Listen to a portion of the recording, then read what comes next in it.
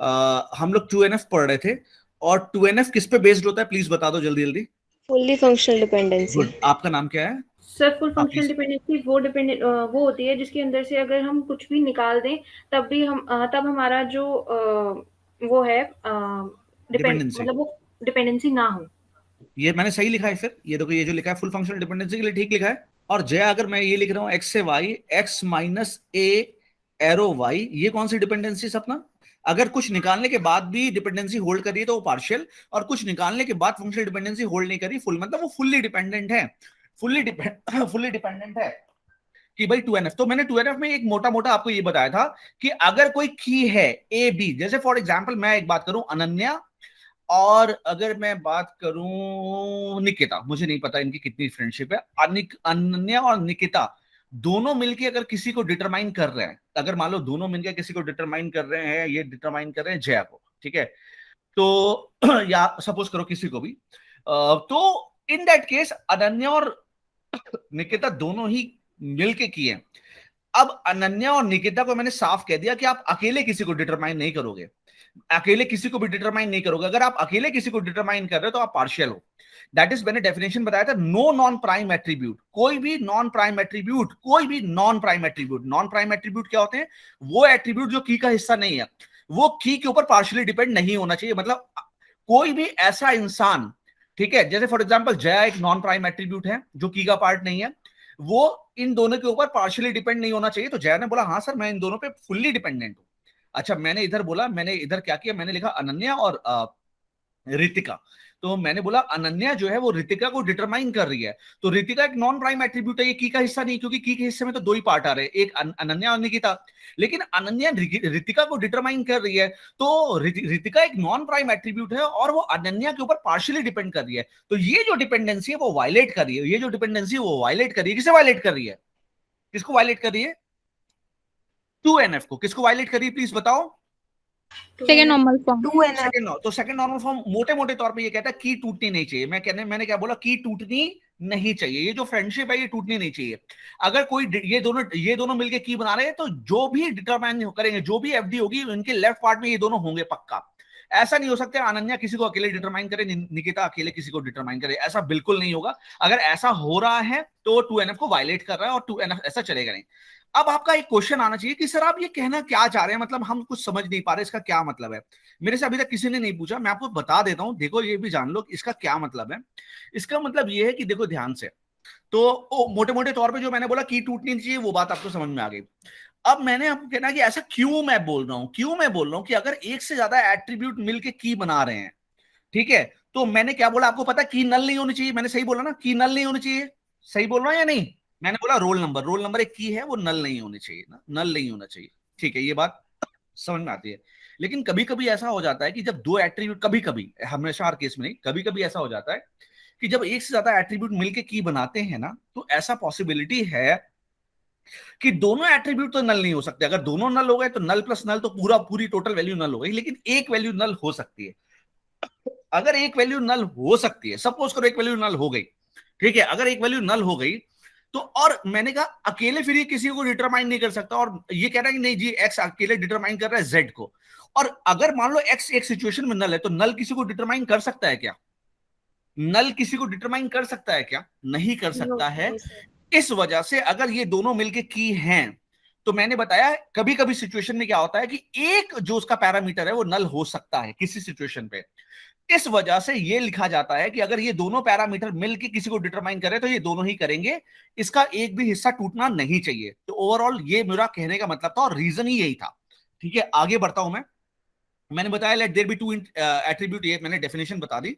फिर मैंने ये आपको ये टेबल दिखाया था। फिर मैंने आपको बोला था इस टेबल में कुछ फंक्शनल डिपेंडेंसी है कि रोल नंबर किसको डिटरमाइन कर रहा है। ओके, रोल नंबर किसको डिटरमाइन कर रहा है? इसको। रोल नंबर और एसआईडी किसको डिटरमाइन कर रहे हैं? मार्क्स को।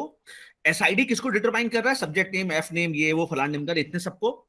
मैंने बोला रोल नंबर और एसआईडी जॉइंटली डिटरमाइन की, ये दोनों jointly determine marks of a student, और roll number and SID are jointly acting as a key of a table. क्या ये टेबल 2NF है इस एफडी को देखते हुए?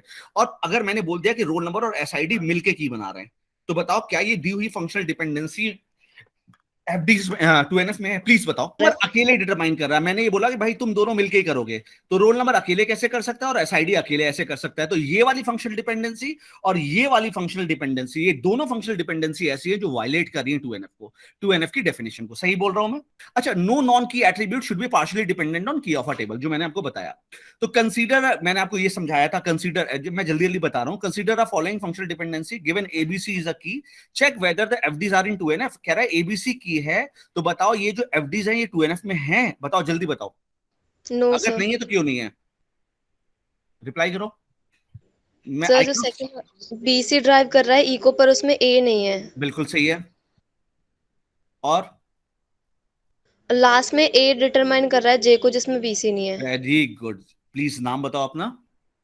सर सपना। सपना, वेरी गुड वेरी गुड। तो ये भाई ऑब्वियस है यार, ये 2NF में नहीं है। Check whether the FDs are in 2NF, no.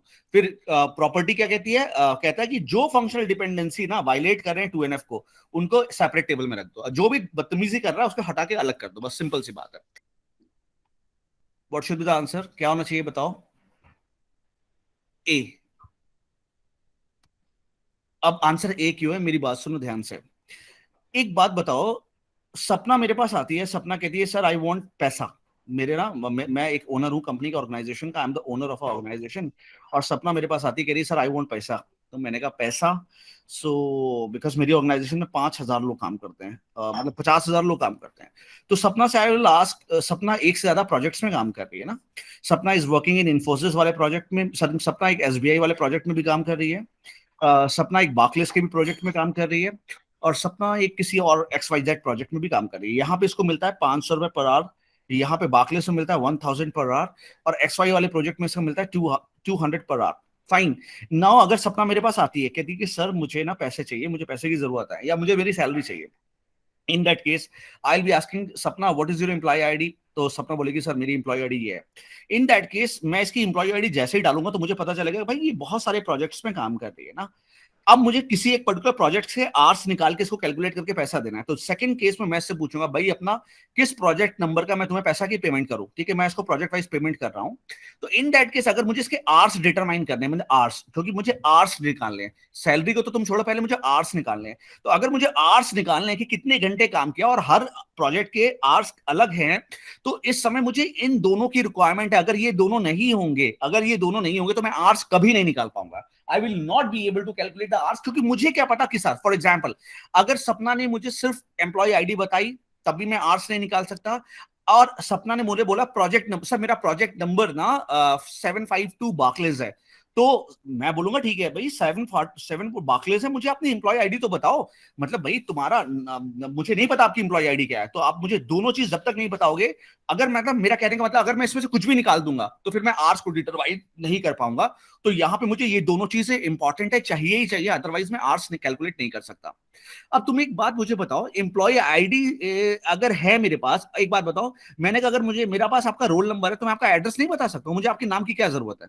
ये रोल नंबर मान लो, ये रोल नंबर मान लो, अगर मेरे पास आपका रोल नंबर है तो मैं आपका एड्रेस बता सकता हूँ ना। एक टेबल में आपका मेरे पास रोल नंबर है, एक टेबल में मुझे रोल नंबर दिया हुआ है, if I have your roll number, तो रोल नंबर से तो मैं आपकी पूरी हिस्ट्री बता सकता हूँ ना कि आप कहाँ से बिलोंग करते हो, आपके फादर का नाम क्या क्या है।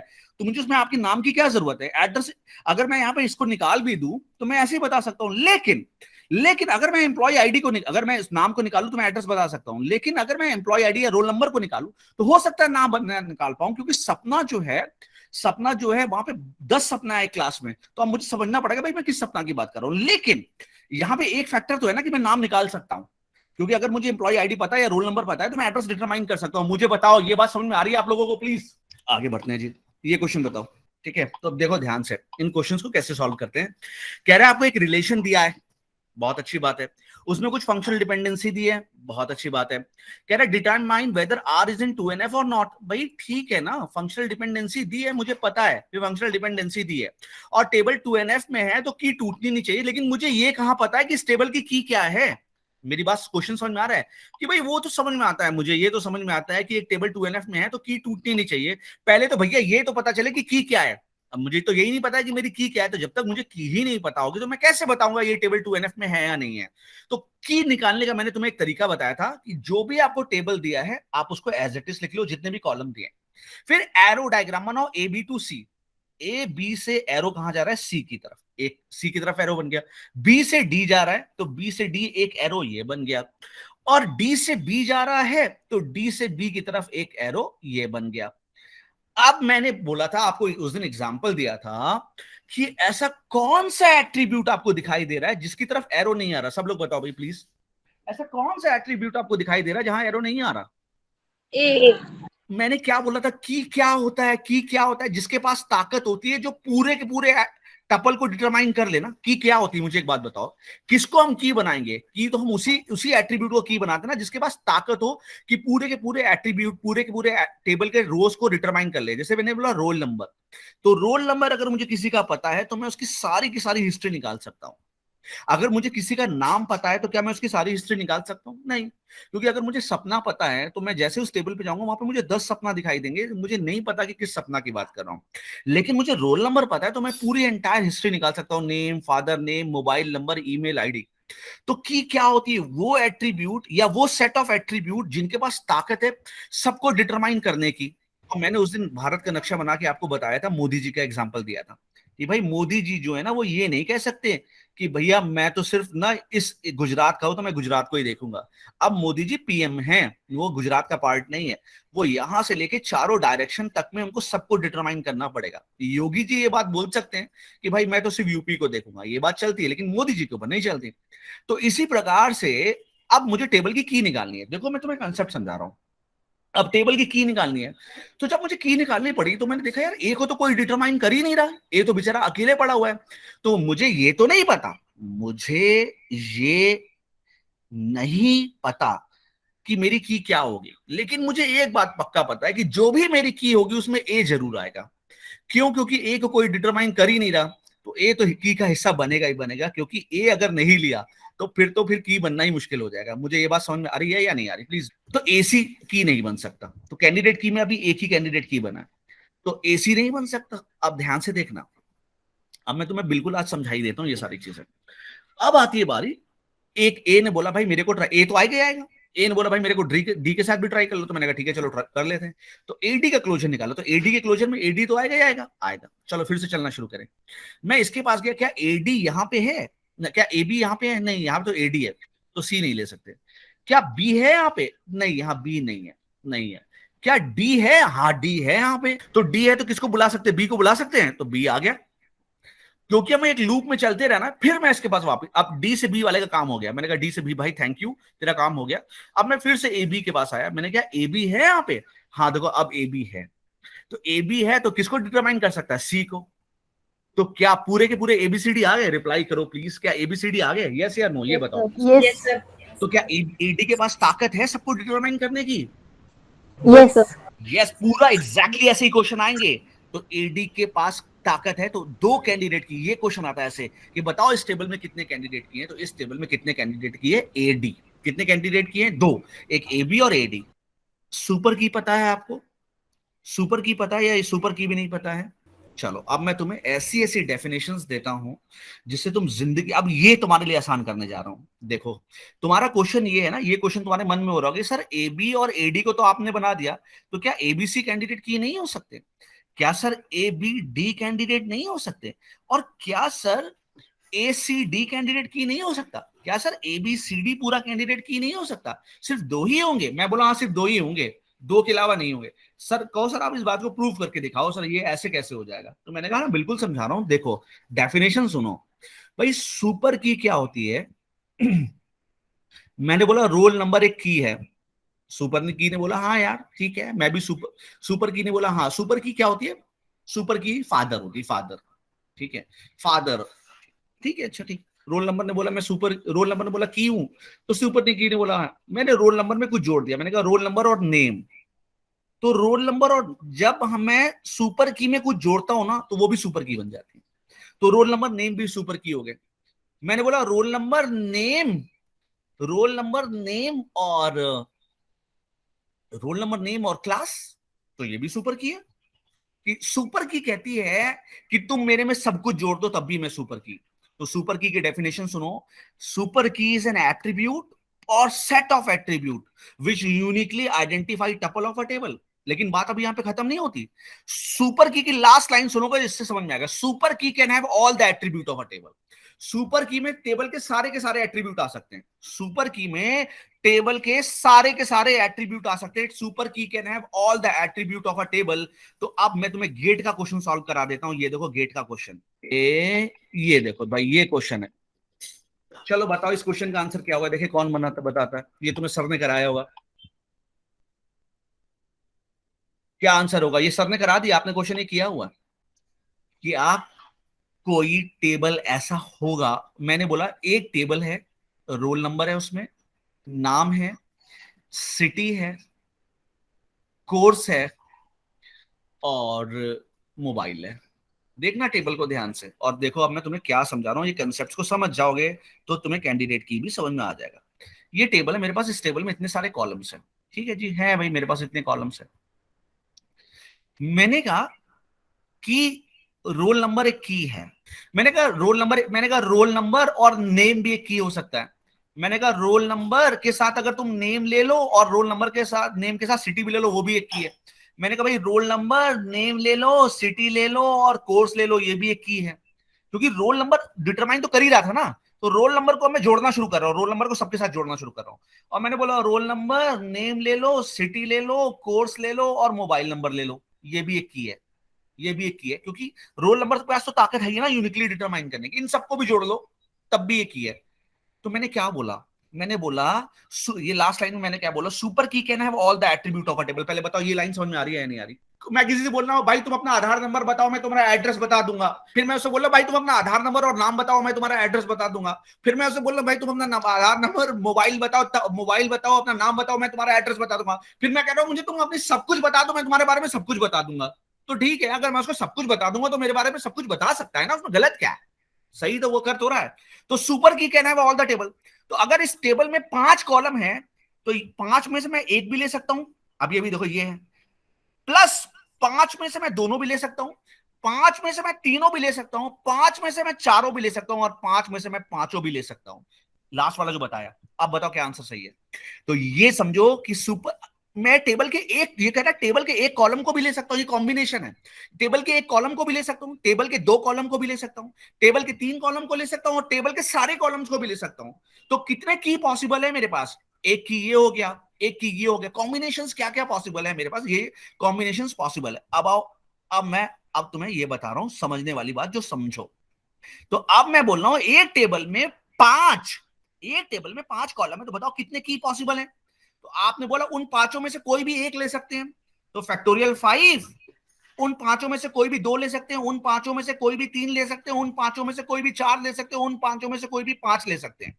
तो 5C1 जब सॉल्व करेंगे तो आंसर 5 ही तो, factorial 5 upon factorial 1 into factorial 4 ना, 5 माइनस 1। तो 5 से 4 कट गया तो 5 ही तो बचा, 5 इंटू 4 फैक्टोरियल। तो इसका आंसर 5 बचा।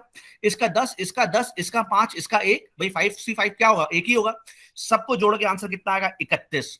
तो अब तुम्हारे पास क्वेश्चन आता है कि बताओ अगर टेबल में 7 कॉलम्स हैं तो कितने की पॉसिबल हैं?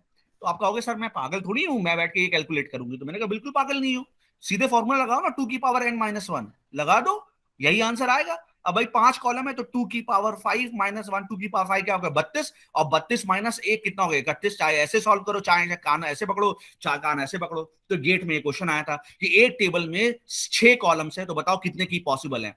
तो दैट इज 2 की पावर 6 माइनस 1। तो सुपर की डेफिनेशन समझ में आ गई?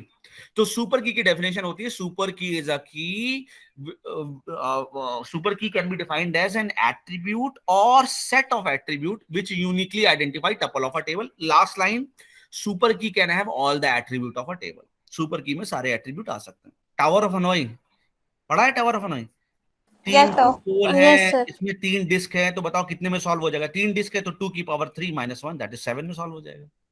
ठीक है, तो ऐसे याद रखना। क्लियर हो गया? तो ये बात कैंडिडेट की को पता चली। कैंडिडेट की ने बोला यार ये सब क्या बेवकूफी मजाक रखी है तुमने सुपर की, मेरे पास इतना टाइम नहीं है यार। तो सुपर की ने बोला भाई तुम देखो अपना, मैं तो ऐसी ही हूं। तो कैंडिडेट की ने बोला यार मैं अपनी डेफिनेशन बनाऊंगा। अब कैंडिडेट की डेफिनेशन सुनो। Candidate key is a super की। कैंडिडेट की एक सुपर की है हुज, ये लाइन अगर आपने पकड़ ली तो लाइफ जिंगल वाला हो जाएगी। आज के बाद डेफिनेशन कभी नहीं बोलोगे। और अगर समझाओ ना किसी को, इतना मस्त समझ में आएगा दूसरे को। कैंडिडेट की भी सुपर की है, तो candidate key is super key whose no proper subset is a super key. Candidate key is a super key whose no proper subset is a super key. Candidate की एक सुपर की है लेकिन उसका प्रॉपर सबसेट सुपर की नहीं होना चाहिए। मैंने बोला ए बी सी, ठीक है, और मैंने बोला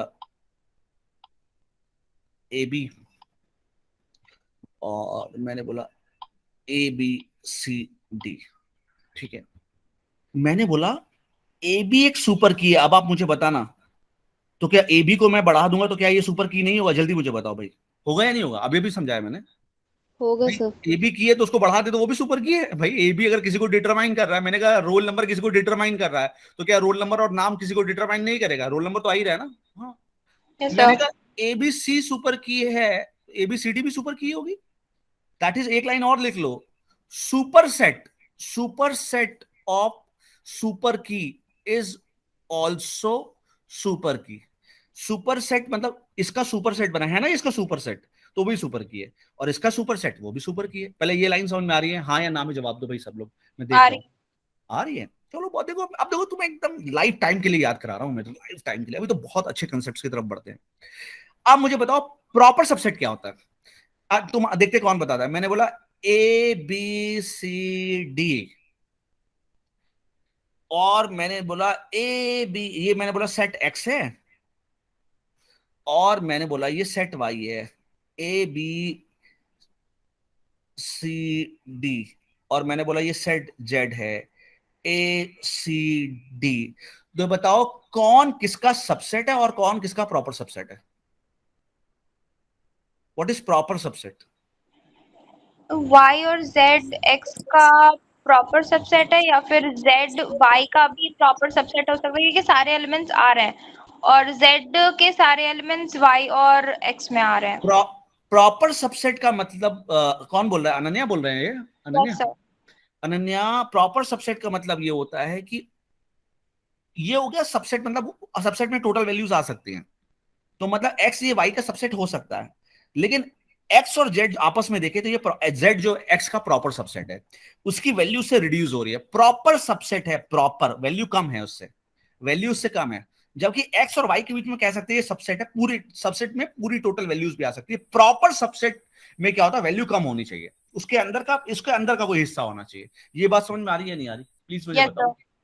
ये बात समझ में आ रही है? तो अगर मैं एक्स और वाई के बीच में रिलेशन लिखूं तो मैं कहूंगा एक्स वाई का सबसेट है या वाई एक्स का सबसेट है। लेकिन जेड को बोलो तो जेड जो है एक्स का और वाई का दोनों का प्रॉपर सबसेट है। मुझे बात बोलो, समझ में आ रही है नहीं? यस ये सर। मुझे बताओ, प्रॉपर सबसेट मतलब कुछ कम होना चाहिए उससे। यहां तक बात समझ में आ रही है? आ रही है। अब देखो डेफिनेशन, तो कैंडिडेट की डेफिनेशन जया बताओ जल्दी से, जया पता होनी चाहिए डेफिनेशन, बोलो। Candidate key is the super key whose मैं लिख no रहा हूँ, proper एक मिनट धीरे subset धीरे। Candidate key is a super key whose whose no proper subset is a super key. Proper subset is a super key, ठीक है। मैं इसके पास गया, मैंने कहा हेलो तुम सुपर, मैं कैंडिडेट की हूं। इसने, मैंने इसके पास गया, मैंने कहा हेलो मैं कैंडिडेट की हूं। तो कैंडिडेट की ने बोला पहले तो तुम्हें सुपर की होना चाहिए। उसने बोला हाँ हाँ candidate key is a super की। एबीसीडी ने बोला हाँ यार मैं सुपर की हूं। लेकिन यहां पे इसकी आंखों में आंसू आ गया, बोला यार मेरा, लेकिन मेरा प्रॉपर सबसेट सुपर की नहीं होना चाहिए और तुम सुपर की हो, तो मैं कैंडिडेट की नहीं हो सकता। मैं सुपर की तो हूं लेकिन मैं कैंडिडेट की नहीं हो सकता। लेकिन एक डेफिनेशन तो फॉलो हो रही है कि कैंडिडेट की से सुपर की। हाँ तुम सुपर की हो एबीसीडी, तो तुम कैंडिडेट की हो सकती थी, लेकिन तुम यहां पे मात खा गई। क्यों? क्योंकि तुम्हारा प्रॉपर सबसेट सुपर की नहीं होना चाहिए था, और है वो। तो तुम यार सुपर की तो हो सकती हो लेकिन कैंडिडेट की नहीं हो सकती हो। अब मुझे ये बात समझ में बताओ, एबीसीडी क्या कैंडिडेट की है? अब मुझे बताओ, जल्दी बताओ, प्लीज रिप्लाई करो, रिप्लाई करो प्लीज। नहीं समझ में आया तो फिर समझो।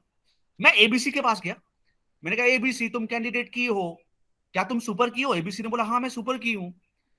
लेकिन फिर मैंने जैसे ही लाइन पढ़ी whose no proper subset is a super key, मैंने कहा अरे यार तेरा प्रॉपर सबसेट भी तो सुपर की है। तो मैंने कहा यार तू भी कैंडिडेट की नहीं हो सकती। अब मैं इसके पास गया, मैंने कहा ए बी तू कैंडिडेट की है क्या? उसने बोला हाँ। बताओ। मैंने कहा क्या तुम सुपर की हो? उसने बोला हाँ मैं सुपर की हूँ। क्या तुम्हारा कोई भी प्रॉपर सबसेट सुपर की नहीं है? उसने बोला हाँ कोई नहीं है। तो मैंने वाह, तो कैंडिडेट की इन तीनों में कौन सी कैंडिडेट की निकली? अब मुझे बताओ, रिप्लाई करो भाई, AB कौन सी कैंडिडेट की निकली? हाँ ए बी। बोलो, ये AB डेफिनेशन समझ में आ रही है? अगर Yes. ये डेफिनेशन समझ में आ रही है तो मुझे अब बताओ कि अगर ए बी कैंडिडेट की है तो ए बी सी कैंडिडेट की हो सकती है क्या? अब मुझे बताओ, अगर ए बी कैंडिडेट की है तो ए बी अगर कैंडिडेट की है तो ए बी सी अगर मैं इसको कैंडिडेट की कह दूं, अगर मैं इसको कैंडिडेट की कह दूं तो इसका प्रॉपर सबसेट तो ऑलरेडी कैंडिडेट की है। और अगर ये कैंडिडेट की है तो सुपर की भी है भाई, कैंडिडेट की है तो सुपर की भी है। तो मैं कैसे इसको कैंडिडेट की कह सकता हूं? क्योंकि इसका प्रॉपर सबसेट कैंडिडेट की है, मतलब कैंडिडेट की है, सुपर की है। और अभी अभी मैंने तुम्हें डेफिनेशन बताई कि अगर एक की कैंडिडेट की है तो उसका प्रॉपर सबसेट क्या नहीं होना चाहिए? सुपर की नहीं होना चाहिए। तो ए बी है, तो अगर ए बी कैंडिडेट की है तो एबीसी कहां से हो जाएगा? मुझे बताओ, रिप्लाई करो।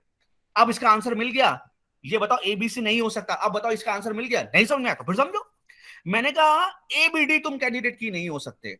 उसने बोला क्यों नहीं हो सकते? मैंने कहा क्योंकि एडी कैंडिडेट की है और तुम उसके, और अगर मैंने एबीडी से बोला तुम कैंडिडेट की नहीं हो सकते। उसने बोला क्यों नहीं हो सकते?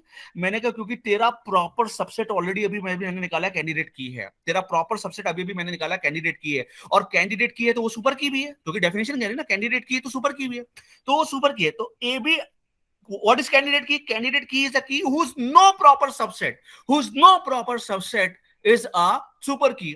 तो अगर तू बन गया तो फिर ये कहां से है? अगर तू ही बन गया तो फिर ये कहां से? इसलिए भाई तू नहीं हो सकता। बोलो ये बात समझ में आ रही है? इससे अच्छा नहीं समझा पाऊंगा मैं, ये मेरी Yes, पराकाष्ठा sir. है। मैं आ मैं गई नहीं तो समझा। सर आ गई। एसीडी कैंडिडेट की बन सकता है क्या? जल्दी रिप्लाई करो, बताओ एसीडी कैंडिडेट की बन सकता है क्या? No sir. क्यों नहीं बन सकता? क्यों नहीं बन सकता? बताओ, जल्दी बताओ। एडी इज अ क्योंकि एडी ऑलरेडी है। एडी ऑलरेडी अभी अभी हमने प्रूव किया कि एडी कैंडिडेट की है, और अगर एडी कैंडिडेट की है तो इसका मतलब वो सुपर की भी है भाई। कैंडिडेट की है तो मतलब सुपर की भी है। और अगर एसीडी को मैं कैंडिडेट की बना दूं तो डेफिनेशन ही फेल हो जाएगी। अगर एसीडी कैंडिडेट की है तो उसका प्रॉपर सबसेट खुद क्या है? कैंडिडेट, उसका प्रॉपर सबसेट खुद सुपर की है, और कैंडिडेट की क्या कहती है? होता नहीं। तो जब ये नहीं तो ये कहां से हो जाएगी? इससे अच्छा नहीं बता सकता, और इससे अच्छा कोई किताब भी नहीं बता सकता, घमंड से बोल रहा हूं। तो आंसर क्या है? अच्छा आगे बढ़ते हैं, यस चलो। आप मुझे बताओ, कंसीडर एफडी। अब जल्दी जल्दी चलेंगे। ये देखो, ये टेबल देखो और इस एफडी को देखो। Determine whether they are in 2NF और नॉट। जल्दी बोलो हाँ या ना। अब आगे बढ़ूंगा जल्दी। नहीं है तो क्यों नहीं है? तो है, नहीं है तो क्यों नहीं? जल्दी बताओ। कंसीडर टेबल, यहाँ पे दो की हैं, दो मिलके की बना रहे हैं, रोल नंबर और एसआईडी, ये दोनों की है। देखो लिखा है आपको यहाँ पे, अंडरलाइन है। बताओ है या नहीं? बोलो।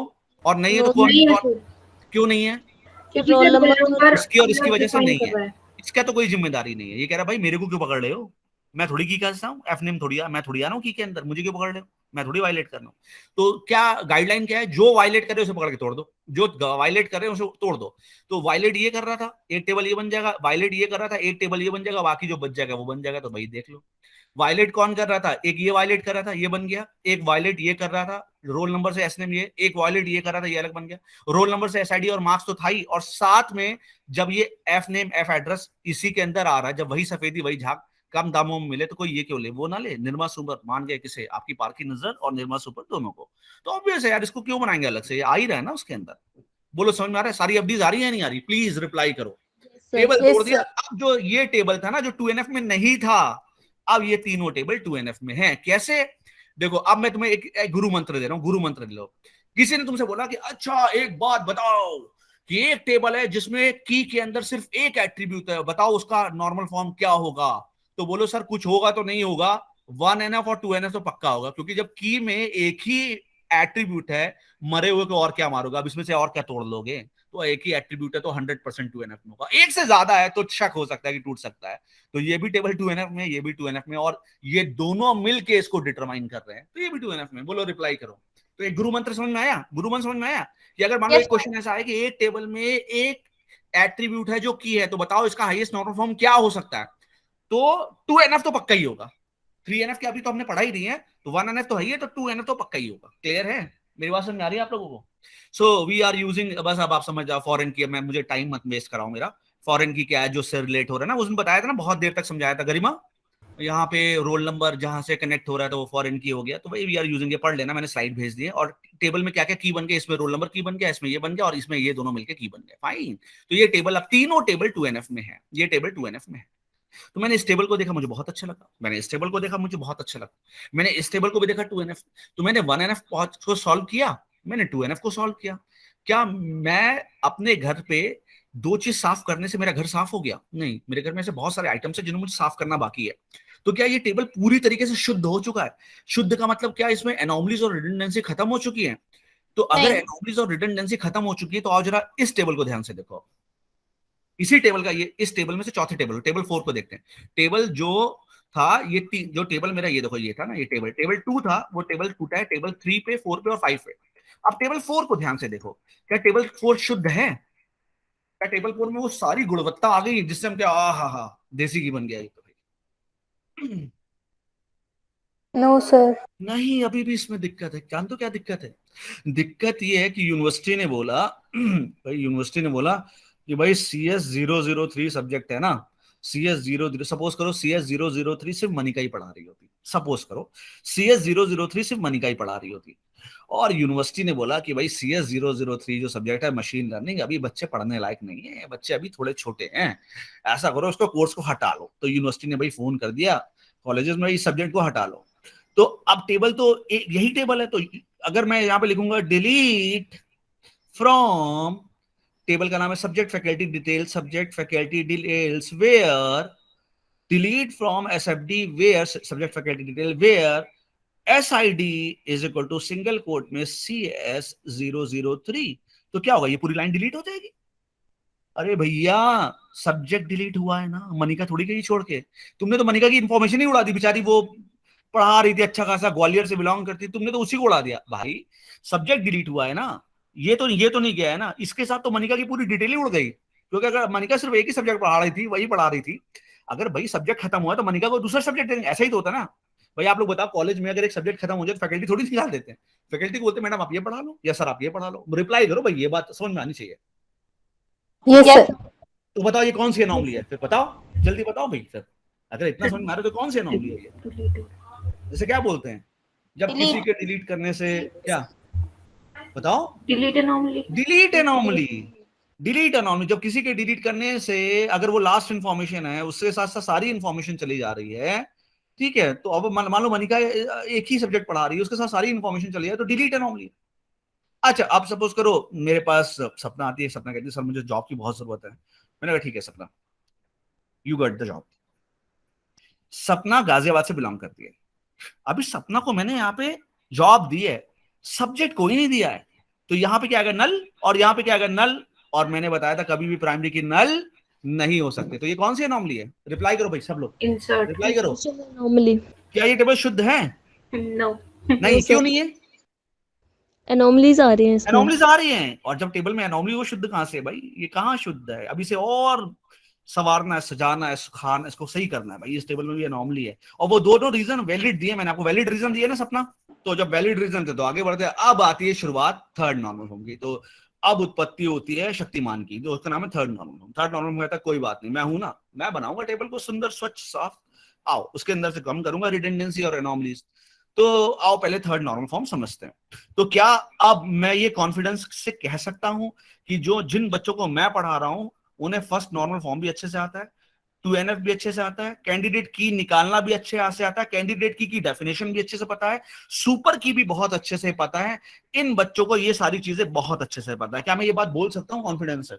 थर्ड नॉर्मल फॉर्म कहता है कि अगर x से y एक डिपेंडेंसी है, अब डिपेंडेंसी तो पता है ना, फंक्शनल डिपेंडेंसी तो पता है ना, तो x से y अगर एक डिपेंडेंसी है तो थर्ड नॉर्मल फॉर्म कहता है या तो भाई तू बन जा सुपर की या की, और या और है और, या तू बन जा प्राइम एट्रीब्यूट।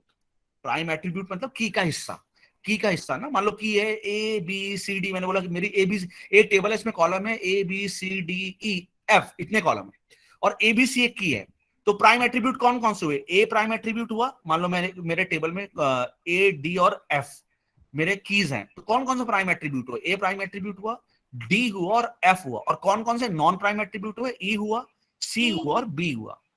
तो थर्ड नॉर्मल फॉर्म क्या कहता है? डेफिनेशन जिंदगी भर के लिए याद कर लो।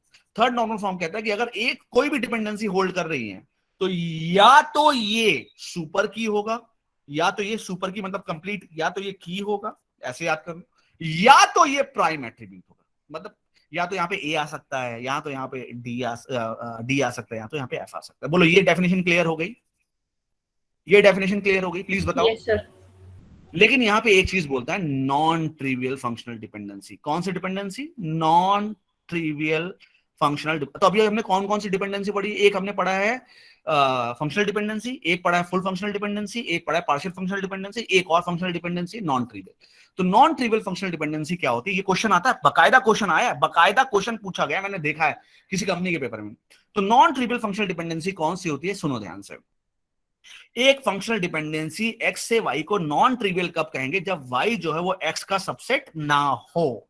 फॉर एग्जाम्पल मैंने बोला ए बी सी डिटरमाइन कर रहे हैं डी को, तो क्या डी इसके अंदर आ रहा है? क्या बताओ, क्या डी इसके अंदर आ रहा है?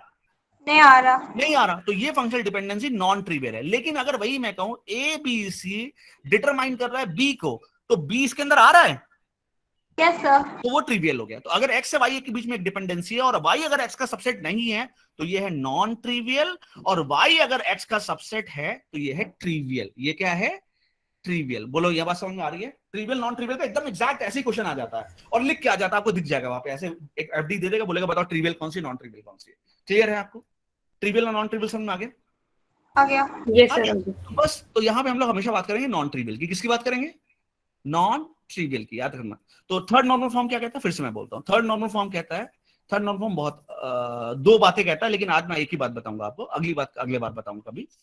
थर्ड नॉर्मल फॉर्म कहता है कि अगर एक्स से वाई के बीच में फंक्शनल डिपेंडेंसी, एक्स से वाई मतलब सारी जितनी भी डिपेंडेंसी है, तो भैया या तो तुम हो जाओ की, या तो तुम हो जाओ प्राइम एट्रीब्यूट।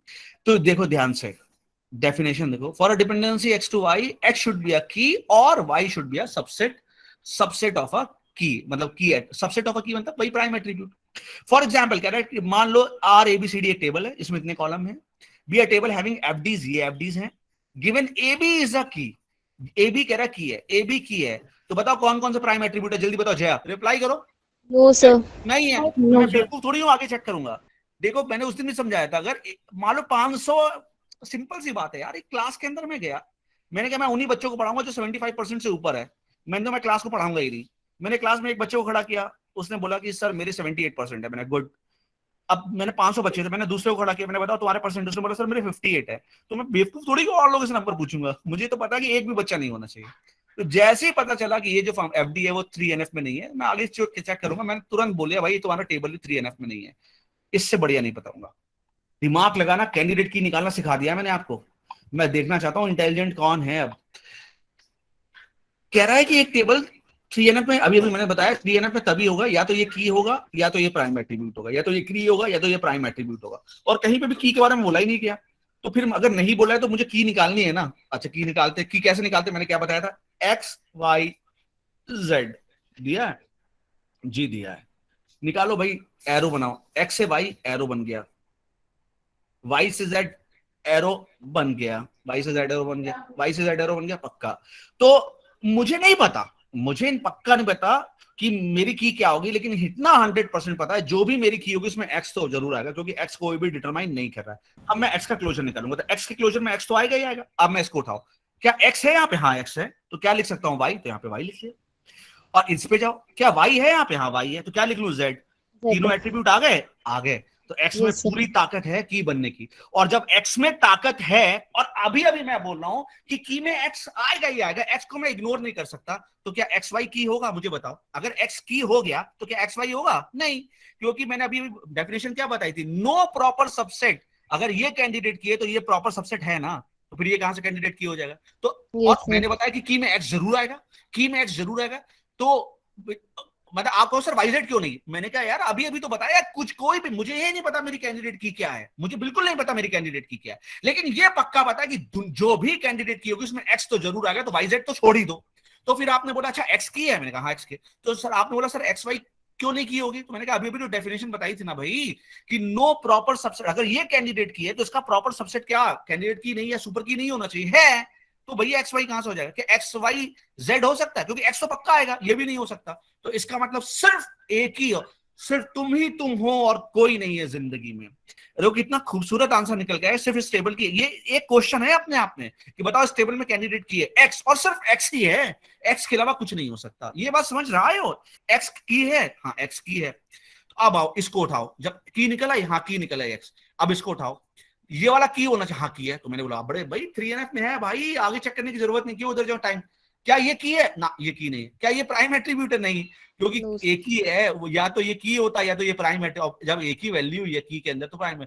तो पहली बात नो, ये वाला आंसर तो गलत हो गया। अब आओ नो वाले, नो नो कौन वायलेट कर रहा है, एक्स वाई तो बिल्कुल, एक्स वाई का, अरे सर मेरे को वायलेट, मैं कहाँ वायलेट कर रहा हूँ सर, मैं तो अभी प्रॉपर्टी फॉलो कर रहा हूँ सर, क्या बात कर रहे हो, मैं कर रहा हूँ सर, मैं ये मैं हूं कि मैं कौन कौन वायलेट कर रहा है, जल्दी बोलो फिर।